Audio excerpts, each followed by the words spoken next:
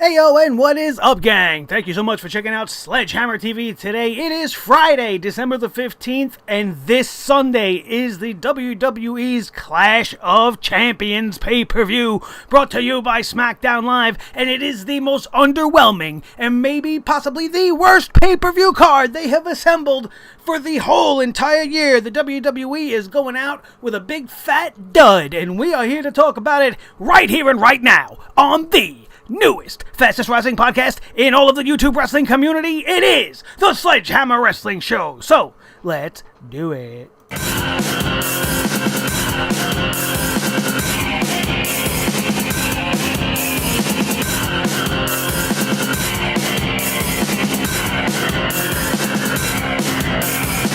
Sledgehammer Wrestling Show.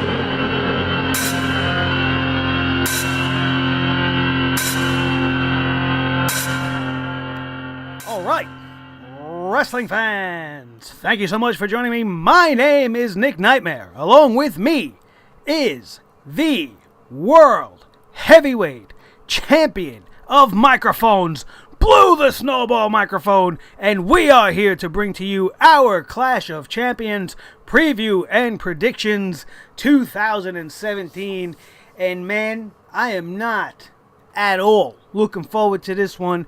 I am much more anticipating Saturday night when I go down to the NYC Arena in Jamaica, Queens to see House of Glory 7, their 7th year anniversary show featuring the Nature Boy, Ric Flair, and being headlined by some tremendous bouts, which we will be going over on our House of Glory 7 preview and prediction show, which will be up later on today on the channel. Don't forget to get your eyes glued to that one. As always, if you enjoyed today's broadcast, don't forget to smash that thumbs up for me. Let me know you like the show. Let me know you like the new layout. Let me know you like everything we're doing here and that we bring to you the best coverage in the world of sports entertainment and, most importantly, professional wrestling, which is, as always, the most important thing when it comes down to anything involving wrestling. It should be, anyway. The WWE doesn't think so. The WWE thinks that it's just time to pretend to be a TV studio, and they have one storyline that they're really behind, which is Kevin Owens and Sami Zayn versus Shane McMahon. Of course, there has to be a McMahon involved, right, you guys? But let's not get clouded out in that. Everything, literally, everything else is inconsequential, it is thrown together, and it means nothing. We are coming to the end of the year. I know it's the holiday season, and the WWE historically phones in pretty bad shows to close out the year. And there is no excuse for that. Much like how they give the excuse in September and October when football kicks off that, oh, well, Monday Night Football's on, so let's rein it back. No. That is the wrong attitude. They are supposed to view everything as competition, right? There is no more competition in pro wrestling. They're an entertainment company, so everything is competition, but they do not act and they do not function as a company that cares about these kind of things. When Smackdown Live's go-home show leading into this pay-per-view, the last pay-per-view of the year for the company, absolutely sucked.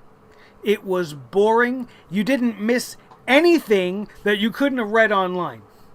There was nothing important that happened on that show outside of Daniel Bryan announcing himself as a second referee in the tag team matchup that has Kevin Owens and Sami Zayn's career in the WWE at stake.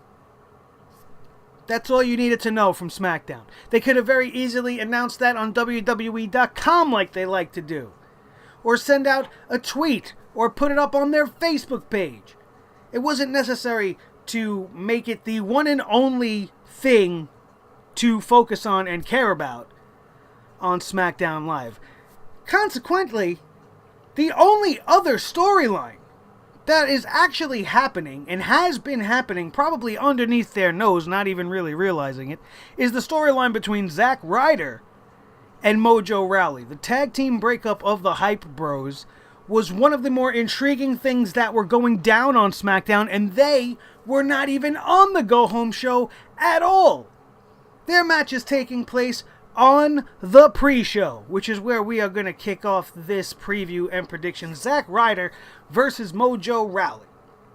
Now, I have no idea how either one of these guys feel. I haven't seen any promos. I haven't seen any more interaction between them since the initial breakup and Mojo Rawley's first little backstage interview where he said whatever he had to say. I'm sure there was some exclusives and shit online, but I don't go searching for that kind of stuff. I'm not going to spend my time searching for what Zack Ryder has to say about Mojo Rawley. It should just be shown to me on the show, especially that it's going to be featured at this Sunday's pay-per-view event. What is wrong with this company? Let's just leave them off the show entirely. You know who else will leave off the show entirely? We will leave off Breezango and the Ascension. We will not show them on SmackDown Live in anything more than a, hey, check out what we put up on WWE.com. We'll give them 2 minutes just to get everybody to go to the website, right? We got to promote and generate traffic to the website. Apparently, the Fashion Police are not important enough for the main roster anymore, so they're being relegated to the internet section. They have a match against the Bludgeon Brothers, which they decided on in this segment, which was not broadcast in full, which I would have liked to have seen how it all led to them deciding that they were going to face the Bludgeon Brothers. Like I said, I'm not going to go spend my day searching for shit that you're supposed to be showing me anyway. We're going to have Breezango getting squashed by the Bludgeon Brothers. For what reason are they challenging the Bludgeon Brothers? Because they truly believe that they have been the two men behind everything that they have been put through since they started the Fashion Police? And these retarded skits now that are going nowhere and are just repetitive garbage now? That's what's going to happen. The Bludgeon Brothers are going to win. With Zack Ryder and Mojo Rawley, does it even matter who wins? Are they going to show them on SmackDown? Are we going to see what happens in the aftermath? Does it matter? It matters to me if you're going to show it to me and I'm going to see a match. I'm going to want to see where it goes. Why else would you show it to me if you don't have a plan?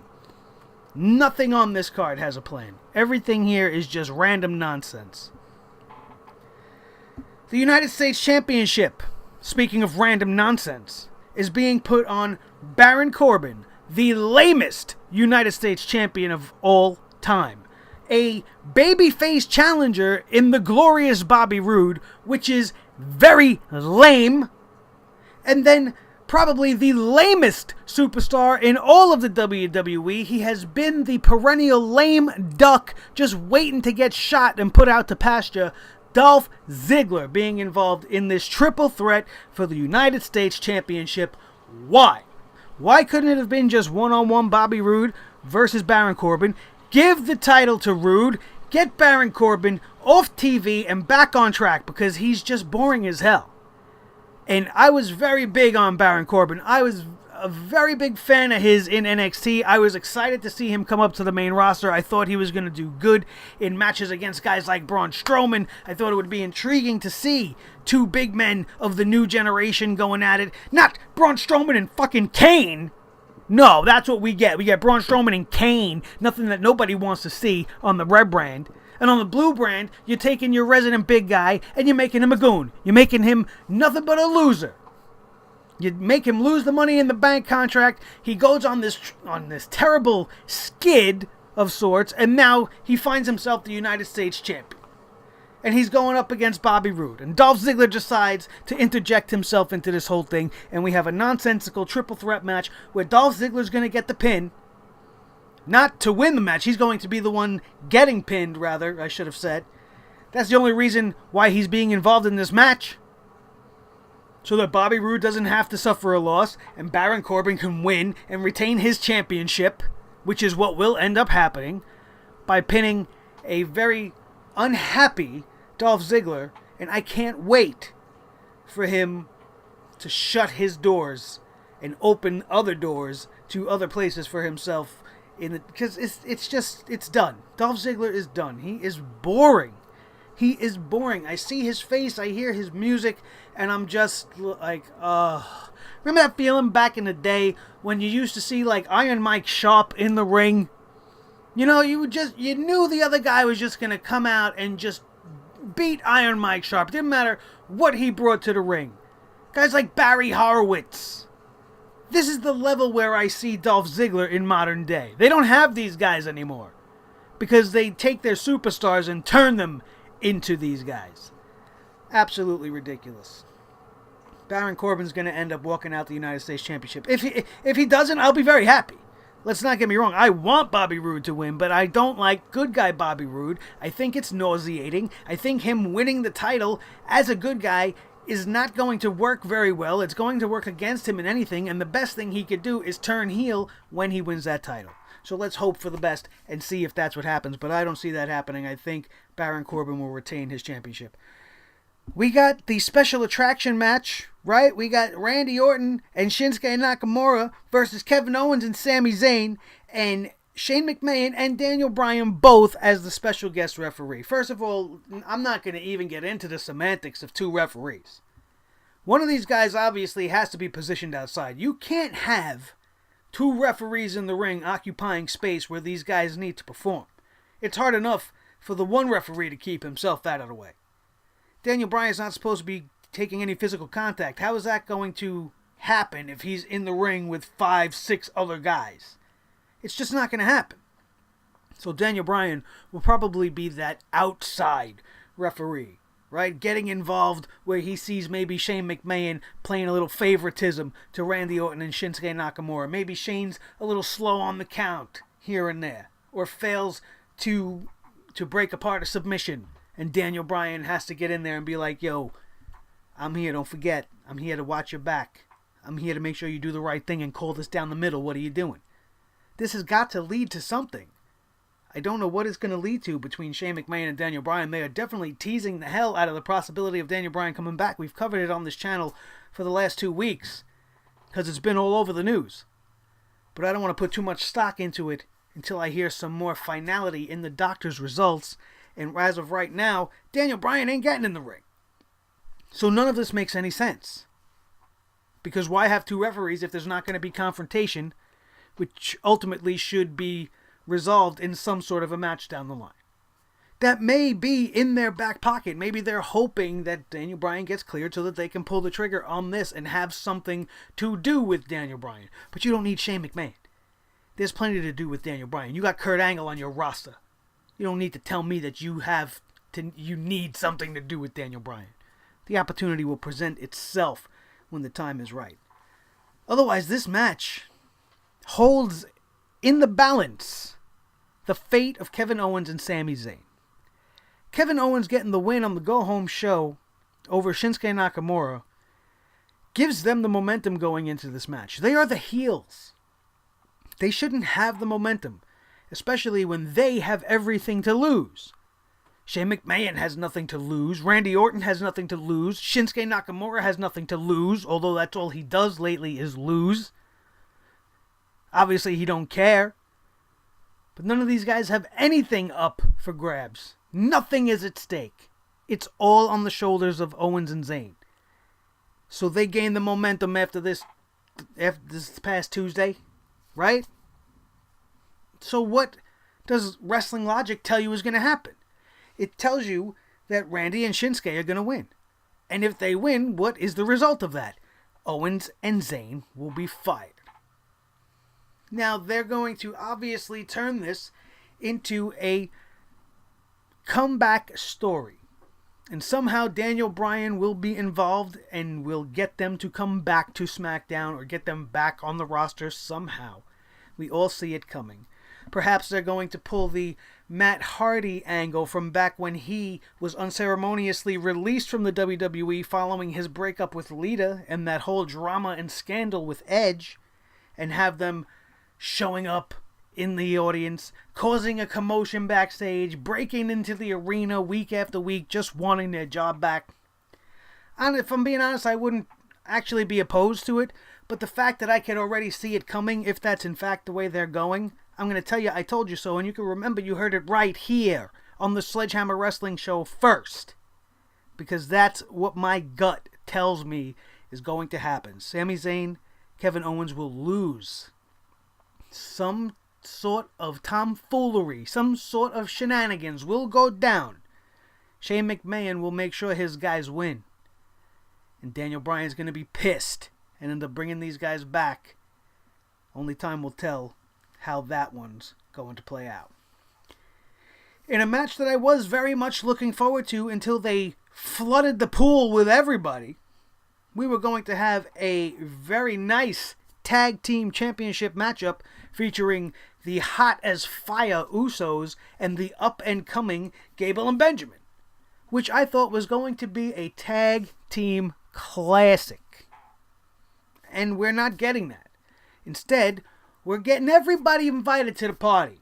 We're getting the newest tag team that's barely got anything going for them other than a great catchphrase and now the 12 Days of Christmas, Rusev and Aiden English. Happy Rusev Day, everybody, by the way. And I like them as a team. Do I like them in a matchup for the World Tag Team Championships? No, not at all. Not right now. Not when you got the Bludgeon Brothers killing everybody week after week. They're definitely more deserving. Breezango is one of the most over acts on the roster. They're definitely more deserving. We're all tired of seeing the New Day versus the Usos, but they've managed to find their way back into this matchup as well. There's a million other more intriguing ways they could have went about this. But that's not what we're getting. We're getting everybody jump on in because we have nothing else to do with you guys. The Usos, the New Day, Shelton Benjamin and Chad Gable, and Rusev and Aiden English in a fatal four-way. This could be the best match of the night still, just because of the amount of talent that is occupying that ring. The New Day are no slouches. They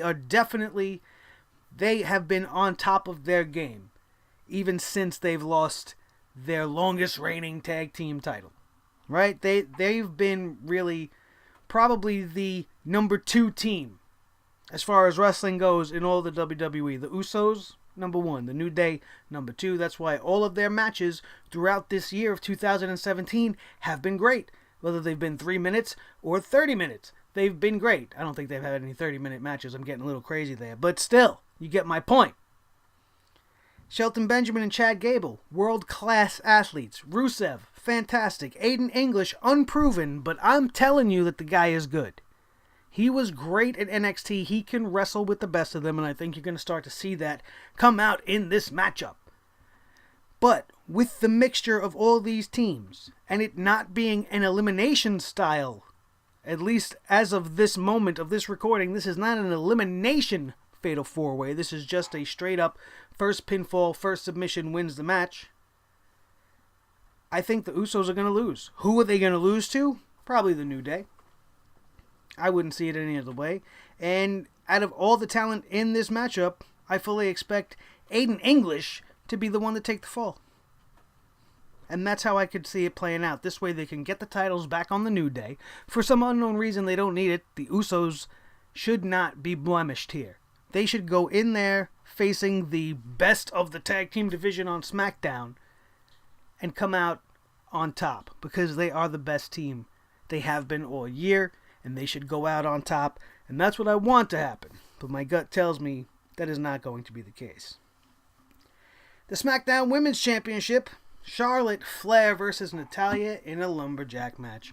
Is there any one of you out there that truly care about this match any more than you would have if it wasn't a Lumberjack match?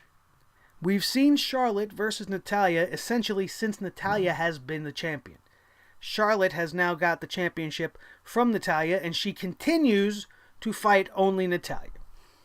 You have the Pigeon Squad, Ruby Riott and her buddies.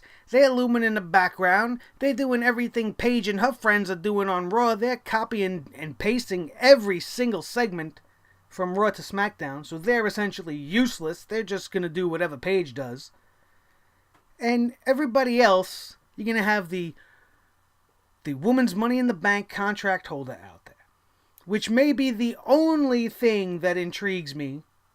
But after she has proven on Tuesday's SmackDown that she seemingly doesn't care about the Women's Championship, because Charlotte Flair was at her weakest point. She was being beaten up by everybody. She was definitely left vulnerable as the Pigeon Riot and her buddies were set to deliver the same spot and knock Charlotte out by hitting her with the steel steps like they did to Naomi. Alright, so they were on top of their game. They were on top of the situation. But what good did it do? It didn't get them over. It didn't do anything to hurt Charlotte because it didn't end up happening anyway. They all came out to save her. And Carmella did nothing to even tease, hey, maybe I should go down there and pick the bones of a beaten down champion. No, she's more concerned about the 2-3 newbies that just copied what Paige and her friends did the night before. Go back and watch it. It's literally the same scene. It really is.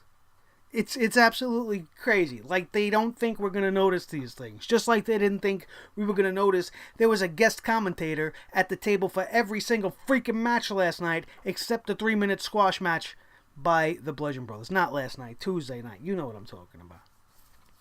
Terrible.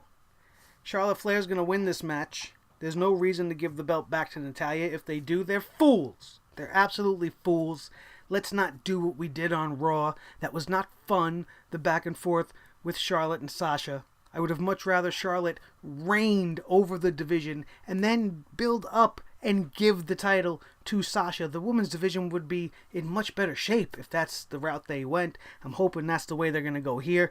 Keep Charlotte the champion. Keep her on top. Keep her unblemished until WrestleMania when you decide to do your whole Ronda Rousey thing. And that'll be fine with me. And that's probably what's going to happen. Or this match is just going to get called because of the Lumberjacks interfering or getting involved, or it's just going to break down into a woman's brawl. But I don't want to see that. I'd rather see the champ get a nice clean victory instead of getting her shoulders pinned to the mat by rookies. That's what I want to see. Charlotte Flair retaining her championship at the Clash. And finally, in the main event, and I struggle to even call it that, and it's terrible to say such a thing when involving the phenomenal AJ Styles. But anytime Jinder Mahal is involved in anything, I immediately don't want to watch it. I hate his face. I hate his voice. I hate his minions. I hate his choice in attire. I hate the clothing and suits that he wears. I hate everything about him. I hate the way the water drips off his greaseball hair. I hate the way his nose crinkles up and he looks like the lion Scar from The Lion King. Or he looks like that Bengali tiger from the Jungle Book. About to sneeze. Not in a ferocious, threatening kind of way. I hate him.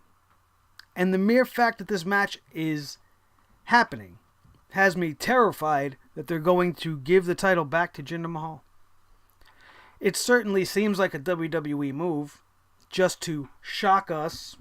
They seem to believe there's something special in this roided up reject that his own country don't even want to see. The Jinder Mahal experiment blew up in their face. It actually did the reverse. Their ratings in India, their outlook on that whole portion of the country has changed because nothing increased by having Jinder as a champ. You had the great Khali come back. You brought back the Punjabi prison. You've done every single possible angle you could with this guy. He's been a weasel champion. He hasn't won one single match when he was the champion without some sort of hook or crook or interference by his midget friends. And this guy has a chance to walk out with the title again. So I don't want to watch it just for fear that that's going to happen. I don't really believe that's going to happen. I think that WWE, hopefully, is smart enough to see that they have fixed something here and that they need to continue with the road that they are currently traveling and not stray back off into this experimental detour that is Jinder Mahal. I don't want to see it again. I don't want to go through it again. They keep saying that he's going to be the champion again. The commentators keep mentioning this man will be champion again one day. It's not just himself. I don't want to see it. And I don't want to hear, well, that's the reason to do it because he's got heat. It's not heat. This is the same thing we say when we talk about Roman Reigns. It's not heat. It's go away heat. And everybody's like, oh, you're a smart. You don't know what you're talking about. I know what I'm talking about. People are not booing him because he's an effective bad guy. People are not booing him because he's good at what he does. People are booing him because, like me, they don't understand what he's doing, even standing in the middle of this ring. This was a member of 3MB. The year 2017, actually just thinking of that, all 3 members of 3MB have held championships in the WWE. And with the exception of Drew McIntyre being the heavyweight champion of NXT, the other 2 are just a joke. An absolute joke. And I don't know if that's good or bad for the wrestling business. It's definitely good for Drew McIntyre. He's going to be making his main roster debut sooner than later, if news on the grapevine serves to be true. But I totally expect AJ Styles to come out with the championship here, and if that is the case, let us all get on our knees right now and start to pray to the wrestling gods that Shinsuke Nakamura wins the Royal Rumble. And at WrestleMania this year, we will finally get the dream match that could possibly rival every other match that we have seen in the last calendar year that we have considered to be a great match. It may be better than Omega Okada. It may be better than anything that's been happening at Ring of Honor or anywhere else. This is the 2 legit best wrestlers in the world. They find themselves on the same brand in the biggest wrestling company in the world. When that happens, you take those 2 names and you put them in the main event of your biggest show of the year for the biggest prize in the company. That's a formula for success. It'll work every time. So please, let's do this. Let's have AJ beat Jinder, sweep him back under the rug where he belongs, and let's get moving towards AJ versus Shinsuke. That's it, man. This was the most underwhelming card I've seen all year long. The TD Garden in Boston, Massachusetts is going to play host here. They're generally a pretty good wrestling crowd. If you are from Boston and you are listening to this show right now and you are going to be at the Clash on Sunday, please be a good member of the crowd and participate. Don't be on your phone, will you please? And if you feel like making a little sign to represent you know who, make sure you get it on TV and you send it to me on social media, which you can do by tweeting me at Nick Nightmare on the Twitter. You could find me, it's spelled just like that. I put that there for you guys so it's easy for you to remember, at Nick Nightmare. Beneath that, you'll see the Facebook page, which I offer you guys up to. Please go and become a fan of the Facebook page. If you love us here, you'll love us over there too, because it's pretty much the same thing. It's just a great way to keep on top of all the news and everything we're doing on YouTube and on Facebook. We're going to be expanding and trying to do some stuff on Facebook Watch as this whole new thing is coming out. We're going to be on top of everything and try to expand this brand as far as we can. Make sure you check us out on social media. Don't forget to check out Clutch Chairs if you have not done so already. If you have, go again. Go back again. See if there's a new chair or maybe a new desk or something that tickles your fancy that wasn't there before, because they got new chairs coming up all the time. So go check back and see if maybe somebody new's there. I don't know, I myself haven't been there, so I think I'm going to click the link when I'm done filming this video right here. You should do the very same thing, and maybe we'll actually go see it together, and we'll never know.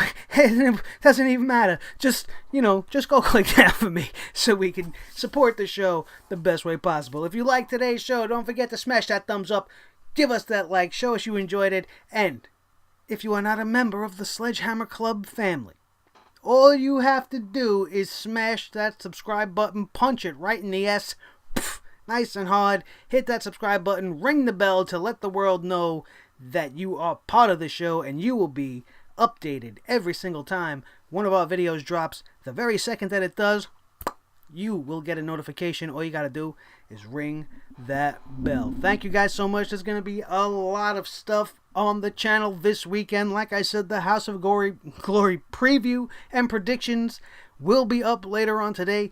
Also, everything you need concerning the Clash of Champions, the review and results, will be up Sunday night immediately following the show, and then of course Monday and Tuesday for the follow-up shows, which hopefully don't put me into a coma until we hit next year, when we could finally be on the road to the Royal Rumble and the road to WrestleMania truly begins.